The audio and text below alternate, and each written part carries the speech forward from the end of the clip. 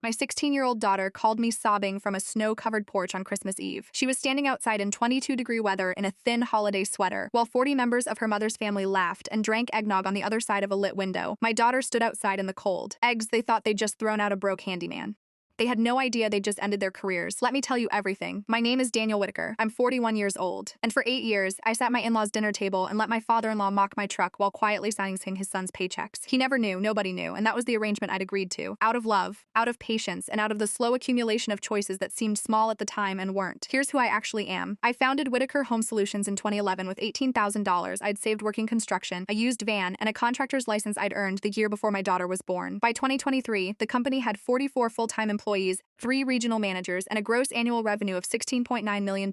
We handled residential and commercial maintenance contracts across 5 counties. I was proud of it in the quiet way that only people who built things from nothing understand. My wife Claire was proud of different things. She was proud of her family name, the Collins family reputation, old money aesthetics with new money anxiety, which is the worst possible combination. Her father, Martin Collins, had spent 30 years in middle management at a paper distribution company and had developed the unshakable belief that a man's worth lived entirely in his collar color and his zip code. Martin was the kind of man who used the word class the way other people use the word God, constantly, reverently, and almost always to look down at someone else. When Claire brought me home the first time, I wore jeans and work boots. I drove a Ford F-250 with a mud flap missing on the passenger side. Martin looked me up and down the way a man examines produce he's already decided to put back. Handyman, he said. Not a question, an assessment. Field supervisor, Claire said quickly. That was the first lie, and it slid out of her so easily I almost missed it. I told myself it didn't matter. I was in love. I was 33 years old and completely disarmed by a woman who laughed at my jokes and didn't care that my hands were calloused. We got married 8 months later. The Collins family arrived in coordinated outfits like a sports team. I wore my best blazer and got 3 comments about it before dinner. After the wedding, Claire sat me down with both her hands on mine and those clear green eyes doing the thing they always did when she needed something. They're proud people, Daniel. They'll never accept you if they know. Just let them think you're a supervisor. Please let me handle my family. I should have asked what handling them looked like long-term. I didn't. What I did was nod, squeeze her hands, and quietly fold my entire identity into a box I hid in the basement of our marriage for 8 years. Here's what 8 years of silence looks like from the inside. You attend 43 Collins family gatherings. You eat at a table where your father-in-law makes jokes about your truck. You smile.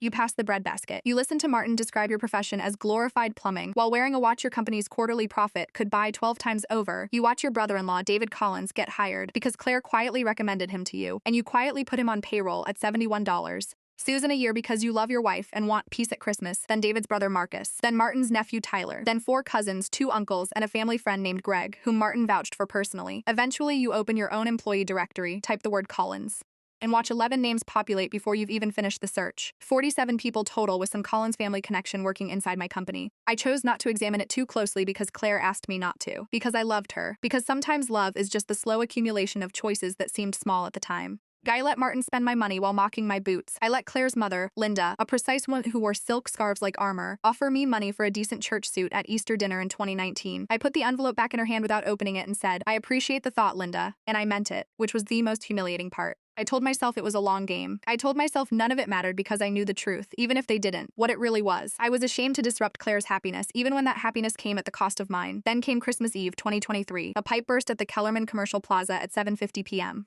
A 72-unit property we'd held a maintenance contract on for 4 years. My on-call guy, Pete Reyes, got there first, assessed it, and called me because the damage had hit the main line and the fix required a judgment call I needed to make in person. I called Claire. She was already at her parents' house with Sophie, our daughter. "I'll be 2 hours behind, maybe more." She sighed the way she always sighed, as if I'd done it on purpose. "Fine, Daniel, we'll see you when we see you." I drove to the Kellerman property, got in the crawl space, started working. My phone rang at 9:12 p.m. I almost didn't answer. I was halfway through a coupling replacement, hands filthy and numb. But I saw Sophie's name on the screen, and something parental and involuntary made me grab it. "Dad." Her voice was jagged, wind in the background. "Please come get me. I'm outside. It's freezing." I came out of the crawl space so fast, I cracked my shoulder on a beam. "What? Where are you? What happened?" "The front porch." A pause. "Grandpa Martin was making fun of your truck again. The thing about the missing mud flap. And I told him to stop. I told him it wasn't funny." I could hear her trying to control her breathing. He got really mad. He said I was being disrespectful in his house. And then he opened the front door and told me to wait outside until I could have apologized. My jaw tightened. "Where's your mother?" 3 seconds of silence, 3 seconds that told me everything I needed to know. She said I should just apologize, Sophie. I was already walking to my truck. "Listen to me. I'm getting in the car right now. I'll be there in 20 minutes. Are you dressed warmly enough? I have my sweater." I left my coat inside. Eggs, 22 degrees, a thin holiday sweater. My 16-year-old daughter on a stranger's front porch. Because she had defended my name, I drove 91 minutes of road in 63 minutes. I remember almost nothing about that drive except the temperature reading on my dashboard, 20 degrees, and the specific crystalline quality of the anger settling into my chest. Not hot, not explosive, cold. The kind of cold that doesn't warm up. She was standing at the far end of the porch when I pulled up, arms wrapped around herself. Her backpack was on the ground at her feet like she'd set it there with the intention of leaving and then hadn't known where to go. Through the Collins front window, firelight, movement, and the glow of the Christmas tree, I could see Martin at the head of the table, laughing at something. I could see Claire near the kitchen doorway, champagne flute in hand, head tilted in the particular way she tilted it when she was being charming for an audience. She hadn't come outside. Not once. Angie wrapped my coat around Sophie without saying a word. She turned and grabbed me hard around the ribs, the way she used to when she was small and I came home from a long shift and she'd sprint across the living room. I held her for a long moment. She was shaking. Then I walked to the front door and I kicked it open. Not knocked. Kicked. The door swung wide and hit the inside wall with a crack like a starter pistol, and 40 people went completely silent in under 3 seconds. Music off, forks down, 40 faces turning at once. Martin was near the fireplace with a drink in his hand, looking suddenly smaller than he had through the window. I scanned the room until I found Sophie's coat on a chair near the door. I picked it up. I turned back to hand it to her. That's when Claire appeared. She crossed the room with that purposeful walk I'd admired for 8 years, and she was holding something, a manila folder, thick, bound with a rubber band. She walked straight to me and pressed it against my chest, hard enough that I had to take it or drop it. "You've embarrassed this family long enough," she said. Her voice was steady. Practiced. She had rehearsed this. "These are divorce papers. I want you out of my house by tomorrow morning." Behind her, Martin stepped forward. He was grinning. The grin of a man who has been waiting to watch something happen for a very long time. Best Christmas gift she ever gave herself. He looked past me through the open door at Sophie's on the porch. "Tell your loser father to put some gas in his trash truck before it breaks down on the way home." Somebody laughed. More than one somebody.